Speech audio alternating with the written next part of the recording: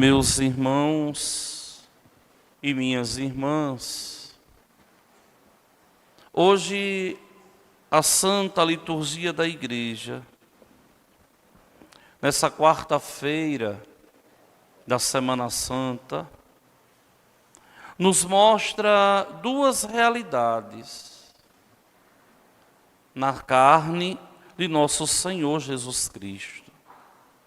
Primeiro, o seu sofrimento, tendo em vista a sua paixão. Ele, como servo fiel, como filho fiel do Pai, ali começa a sofrer em sua carne a encarnação. Começa a sofrer ali porque Filho de Deus. E faz cumprir na sua carne a palavra da Escritura nos cânticos do servo sofredor. Se vocês estão acompanhando a primeira leitura desde a segunda-feira, vocês vão ver que todos os dias a liturgia da igreja nos coloca um cântico do servo sofredor. Na segunda-feira, eis o meu servo, eu o recebo, eis o meu eleito, nele se comprais a minha alma.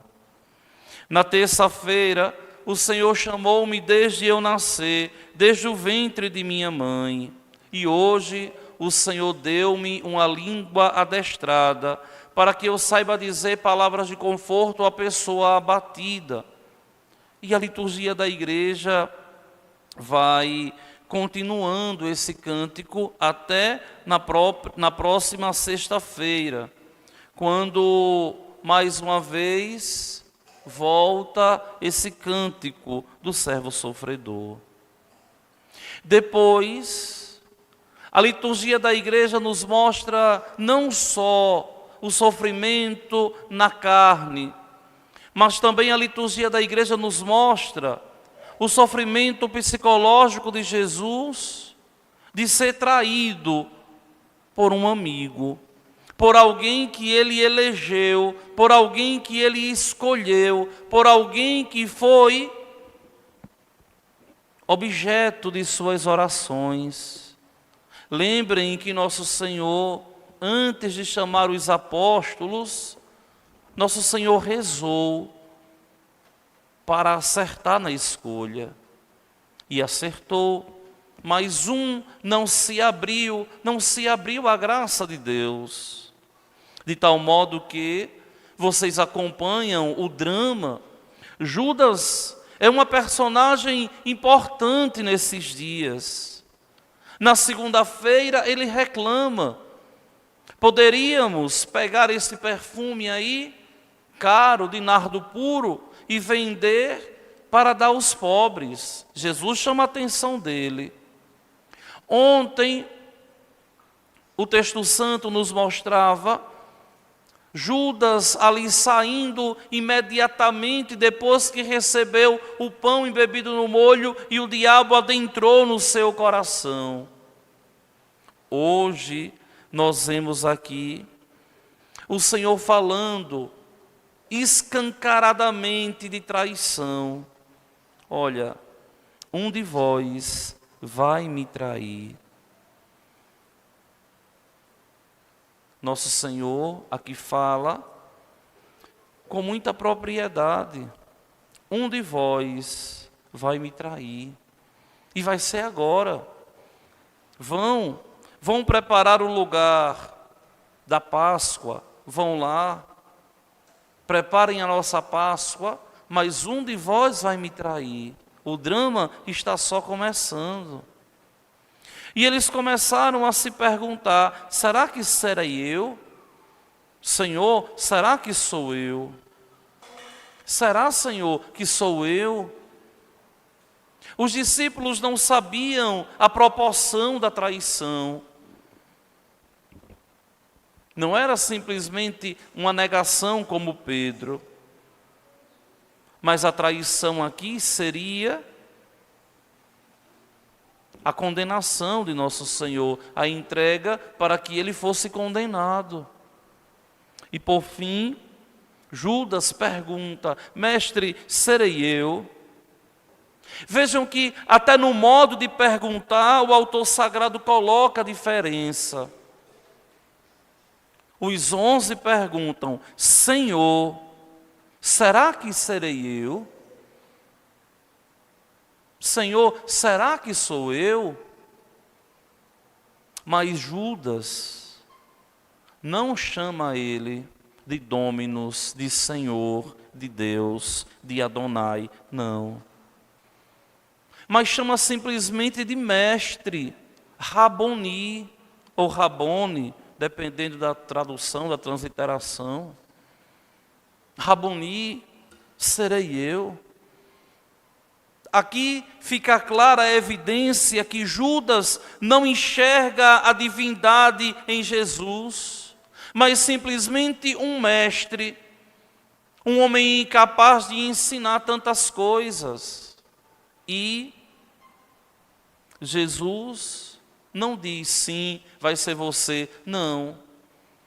Jesus joga para ele: tu o dizes. Ou seja, ainda há tempo de você me reconhecer como seu Deus. Ainda há tempo de você me reconhecer como o teu Salvador, Judas. Meus queridos irmãos e minhas irmãs, porque eu fiz questão de, no dia de hoje, convocar vocês dos movimentos, das pastorais da nossa igreja matriz aqui, para que cada vez mais nós possamos tomar consciência de quem nós somos, escolhidos por Deus, escolhidos por Cristo Jesus, onde nós devemos entender que fazer parte da igreja e ser chamado por Deus é um privilégio que muitos receberam, mas não todos. É um privilégio que nós temos de termos sido escolhidos por Cristo para militarmos em sua igreja. Daqui a responsabilidade que nós temos de assumirmos cada vez mais a nossa condição de sermos igreja, de sermos alguém de Deus, de sermos alguém que dá testemunho em meio ao mundo. O que um pagão lá fora faz, um cristão não pode fazer. A libertinagem que o pagão vive não é a liberdade que o cristão deve viver.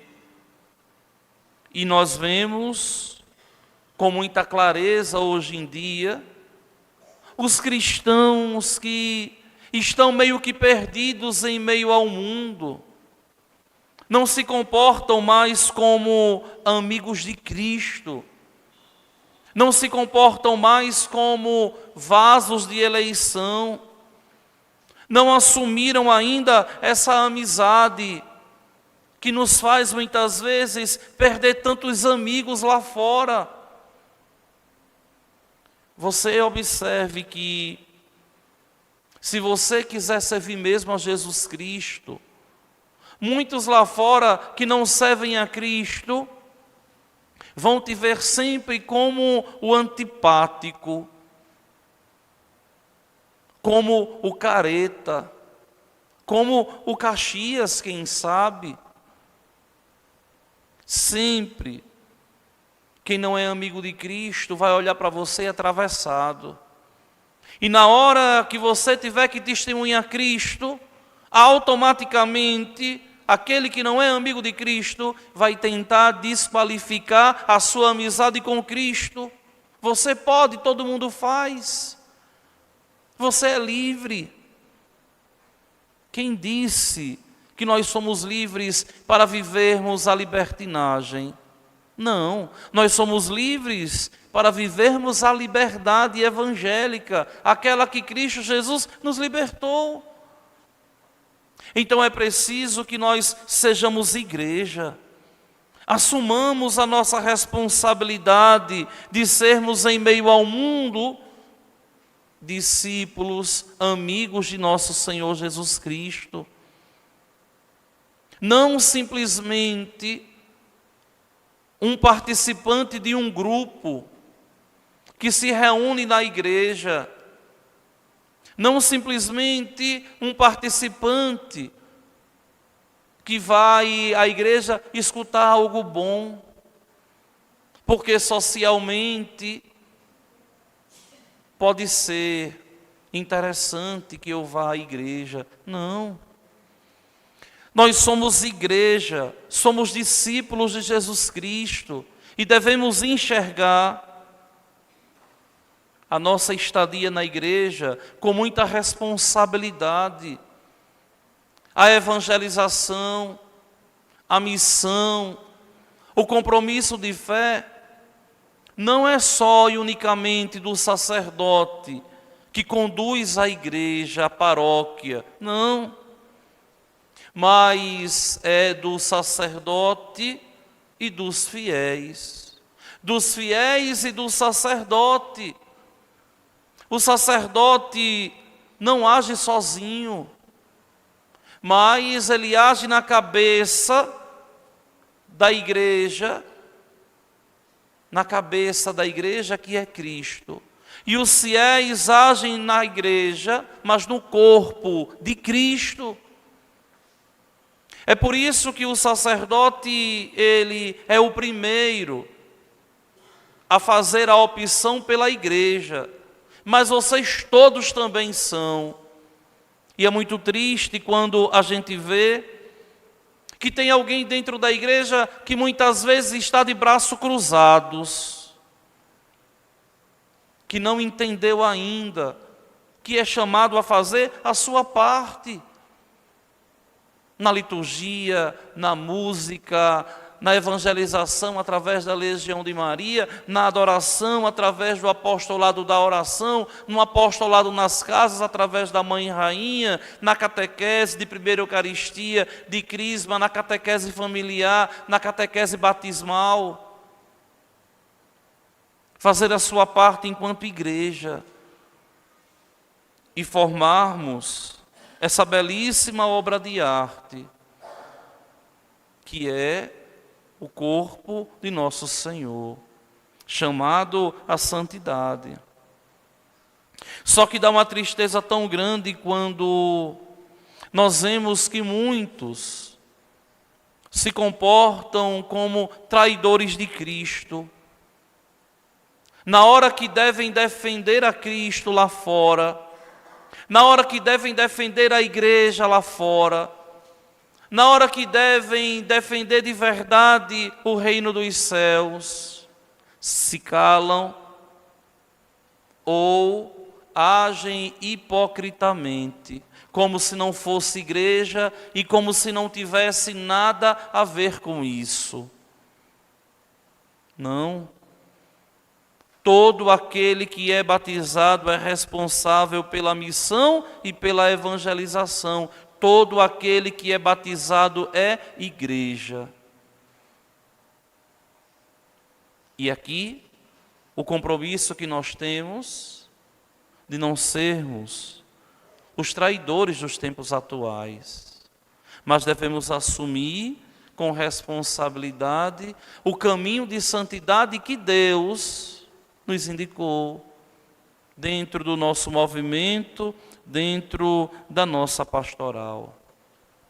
Ser igreja não é fácil, porque requer de nós uma força de vontade muito grande, de depois de termos encontrado a Cristo,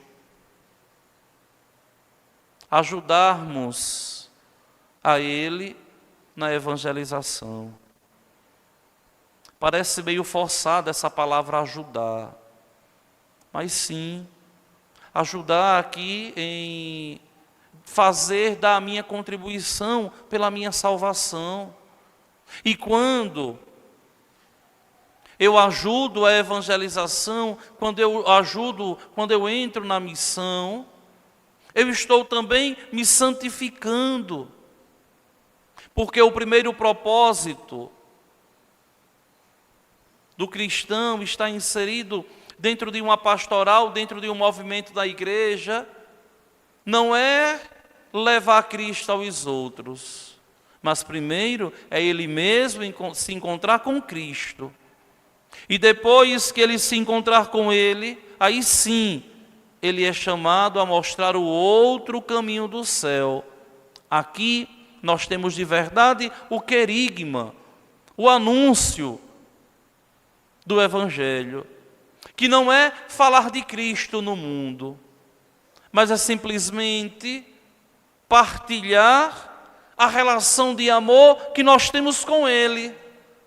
Venha cá você, chegue, venha viver o que eu vivo com Ele. Venha experimentar na sua vida o que eu vivo com Ele. Venha conhecer esse amigo fiel, que nunca nos abandona simplesmente porque nos ama. Isso é ser igreja. É a gente entender a nossa responsabilidade e o nosso papel social, não só e unicamente de vir à igreja, mas de lá fora, no mundo, ser uma presença de Cristo. Antigamente, até o primeiro domingo do Advento de 1970, quando a missa aqui no Brasil era celebrada em língua latina, que é a língua oficial da igreja, o latim, não é? A língua portuguesa é uma concessão que a igreja faz à nação brasileira, como a todas as outras nações, mas a língua oficial da igreja é o latim. Antes, quando a missa acabava, o sacerdote dizia assim: ite missa est. Ide, a missão começou. Daqui vem a palavra missa, que nós chamamos a celebração eucarística, o ágape, a ação de graças, e tantos nomes ao longo da história a missa teve. Mas a missa vem, esse nomezinho, vem justamente das últimas palavras, ite missa est, ou seja, ide, a missão começou.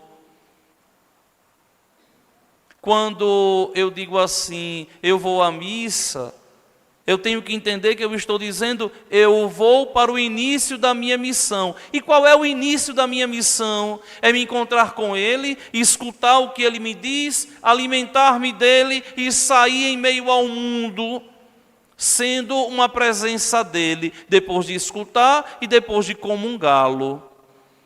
A missão, ela começa aqui. Quando eu sou discípulo, quando eu paro para escutar o meu amigo, o meu mestre, o meu amor, me preencho dele, me alimento dele e agora sou jogado no mundo para que lá eu possa testemunhá-lo, para que lá eu possa ser a presença dele dentro da minha casa, no meu trabalho, na minha vizinhança, em meio aos meus amigos. Simplesmente para dizê-los, é tão maravilhoso servir a Cristo. Porque sinto o amor por Ele como nunca senti. E sinto a presença dEle e o amor dEle por mim como nunca senti. Esse sim nunca deixa de ser católico. Esse sim não vai lá fora fazer barbeiragem. Esse sim vai assumir a sua condição, assumir a sua família, assumir o seu trabalho com honestidade, com zelo, com responsabilidade. Assumir o irmão dentro da minha pastoral, dentro do meu movimento ali. Se aquele outro está ali, devo eu entender que Deus colocou. E se Deus colocou, eu preciso com Ele conviver ali. Eu preciso com Ele ali formar a igreja de Jesus Cristo. Então vamos tomar consciência que nós devemos, enquanto cristãos, sermos os amigos amorosos de Cristo e não os amigos que traem a Cristo, vivendo simplesmente segundo as suas convicções e segundo simplesmente o modo de ver a própria salvação. Que o Senhor, o bom Deus, nos ilumine, nos ajude e nos fortaleça e nos faça cada vez mais sermos no mundo essa presença salvadora de Cristo Jesus. Louvado seja nosso Senhor Jesus Cristo.